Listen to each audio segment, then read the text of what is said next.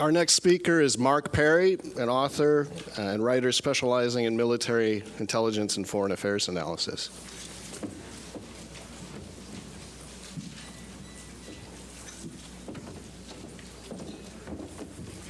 My name is Mark Perry, or as they refer to me, the guy who has to follow Ernie. Thank you all for being here. Thank you very much. I'm supposed to talk about national security reporting in the current environment, no holds barred, no less, national security reporting. And I'm going to do that, but I'm going to take a bank shot to do it, if you don't mind, and talk about two phrases that keep kind of going through my mind when I do my reporting on the U.S. military and intelligence communities. And the first phrase is national interest.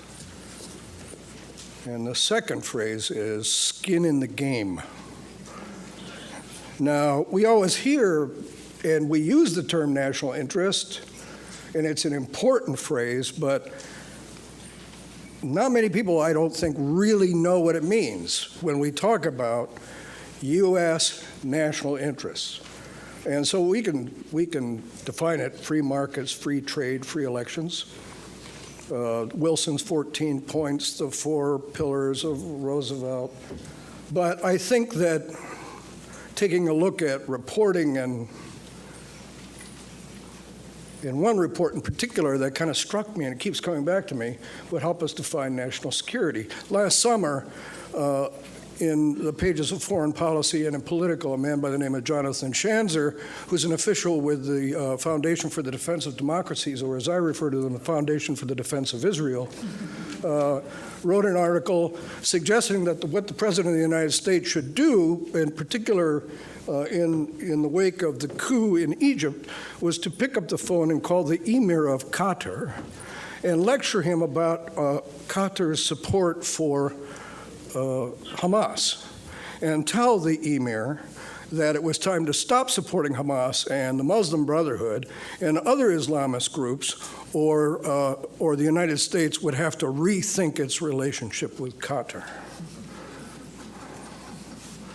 And I read this piece, and I thought, all right, let's suppose that the President Obama reads this piece, which seems improbable, but let's suppose he did, and then he were to actually follow the advice of Jonathan Schanzer of the Foundation for the Defense of Israel and call the Emir of Qatar and say, it's time for you to rethink your relationship with the Muslim Brotherhood, and it's time for you to rethink your relationship with Hamas, or by golly, we're going to do whatever. And the Emir of Qatar would say, well, thank you for your call, Mr. President. Certainly going to take that into consideration. I'm going to meet with my cabinet, and I'll get back to you. And then the Emir of Qatar, I just envision this, you can tell me if I'm wrong, would pick up the phone and he'd call the chairman of the board of the Exxon Mobil Corporation. And he'd say, you know, I just got a call from the President of the United States, and maybe I'm out of line here, but I got lectured by him, and I'm wondering what you think about that. And the chairman of the board of ExxonMobil would say, well, it's a very interesting phone call. Let me talk to my government relations people in Washington and give me a few days, and I'll get back to you. And then he would probably call the President of the United States. I'm just hypothesizing here now. And he would say, Mr. President, there are 89,000 jobs in Texas dependent on a contract with the Emir of Qatar. That's our national interest. Jobs, trade, putting Americans to work. The U.S. Central Command, which protects U.S. and other shipping in the Persian Gulf, was formed in 1983 by President Ronald Reagan, not to counter Iran, but to protect American shipping with a little old country, Qatar, because the then Exxon Corporation had signed a $50 billion contract with Qatar to ship natural gas to ports in Texas, which is the national interest. Not destroying Hamas and the Muslim Brotherhood. Free markets, free trade, free elections is the national interest. And those countries that can serve the national interests are our friends. The second phrase, now that's how I define national interest. And the second phrase is skin in the game. It's a pretty crude phrase. I'm sure you've heard it. It's used in the Pentagon all the time when they talk about, when the military talks about the wars that they have fought and are fighting or might fight, and they talk about who America's friends are and who aren't America's friends, and how they sell the war or don't sell the war, how they support the war or don't support a war on Capitol Hill. And regularly, I will hear a colonel say, you know, the people we really respect when it comes to talk about war are those people with skin in the game. That is, who are willing to sacrifice their lives of their soldiers and their national treasure in protecting their national interest. And unless you have skin in the game, you don't count for much with the U.S. military. That's what skin in the game means. And I heard my friend Gareth Porter here this morning talking about a prospective war against Iran. And the skin in the game here would be U.S. skin and not Israel's. Now, the President of the United States gave a State of the Union address, and during his State of the Union address, he said that the Senate was considering a sanctions bill against Iran, that if it came to his desk, he would veto it. And the next day after he gave that speech,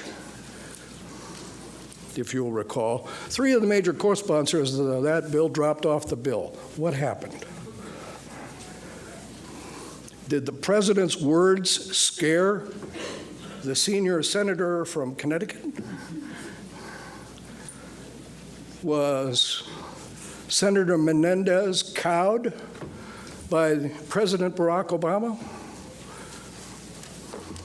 Or was it that there were a series of briefings on the Hill, very quick briefings, from the U.S. military, which has skin in the game, that said that the United States war against Iran would last 90 days and that we would prevail in such a conflict and would cost us $2 billion a day, 5,000 American lives, and probably 2 destroyers, and that it would not be a campaign of shock and awe, but an ugly, bloody confrontation.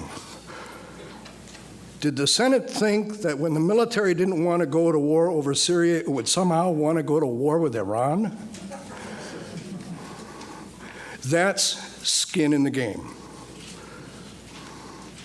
So my focus in reporting over the last 3 years in a series of articles that began in March of 2010 have focused on national interest and skin in the game.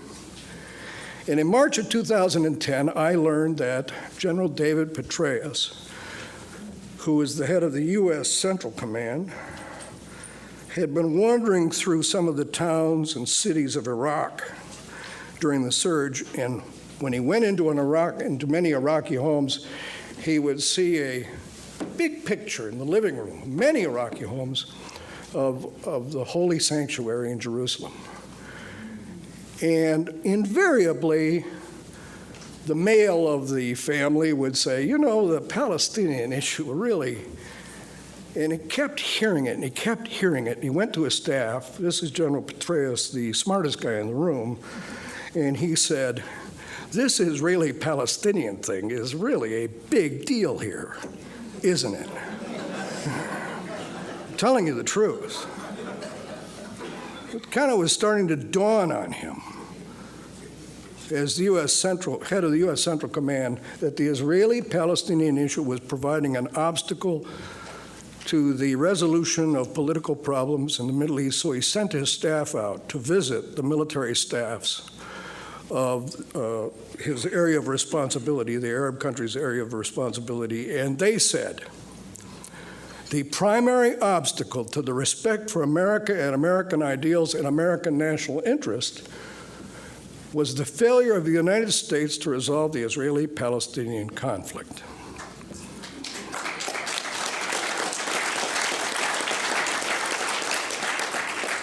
Now, I heard about, then he sent his staff to brief Admiral Mullen, the chairman of the Joint Chiefs of Staff, who listened closely to the briefing, to the part where it said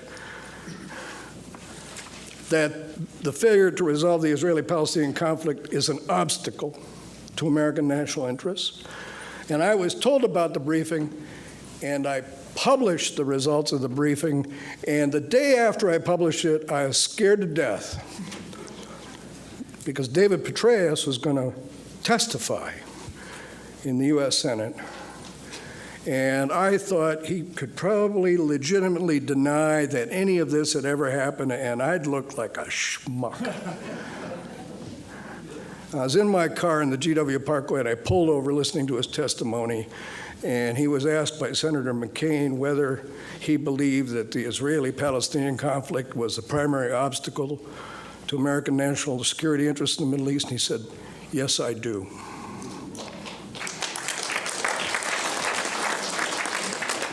You could have heard a pin drop in this town. But it's been said again and again and again from the commanders of U.S. Central Command,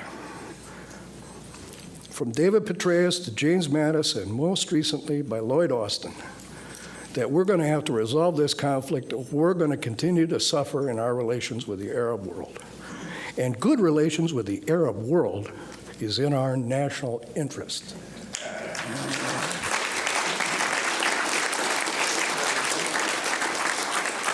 I then reported two other articles which I urge you to read on foreign policy.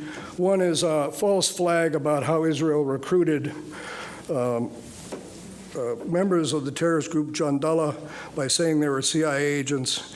And the second article is on how Israel is going to use or had planned to use Azerbaijan as a launching point for an attack on Iran and how that affected and might affect our national interests and what the military thought about this. And I'll close with two comments. We're here to reassess the Israel-U.S. relationship. That's the name of this conference, and I'm going to be a little bit perhaps too optimistic. It is being reassessed. And I understand how important and powerful AIPAC is, but there's no more powerful lobby in Washington than the U.S. military.